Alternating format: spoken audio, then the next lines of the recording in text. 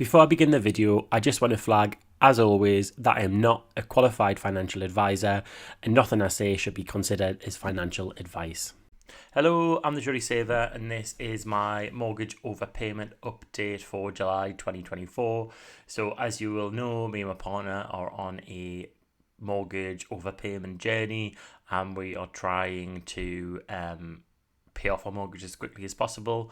So at the end of June, we had an outstanding mortgage balance of just under £105,000. So I'll take you through the July figures. So we made our standard payment of £510. That's currently on an interest rate of 1.16%. Our overpayment this month was £161. So as I mentioned last month, we are focusing more on our emergency fund at the moment. So our overpayment is less than it was in previous months. But the goal at the moment is just to, while we're building up the emergency fund, to match the mortgage interest that accrues. So £103 accrued on the mortgage interest, but we overpaid by £161. So we met our goal, and that meant that the end balance was £104,207.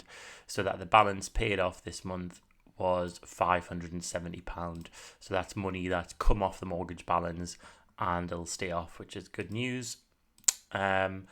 Overall figures for the year so far, so for the first 7 months of 2024, you can see there that the standard payment, so this is the amount that we're contracted to pay, we're paid £3,500, but we actually paid more in overpayment, so we paid £3,900. The interest that accrued due to our very low interest rate so far this year is only £700. And then the end balance, as I said, is we're now just above £104,000, and the balance paid off so far this year is £6,782.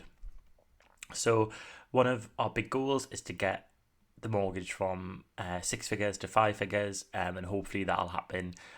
I guess if we continue on overpaying by an amount that matches the interest rate, I think we'll hit below £100,000 in April next year. If we manage to build up our emergency fund, then we may decide to kind of put more towards the mortgage this year and hopefully get it below £100,000 this year.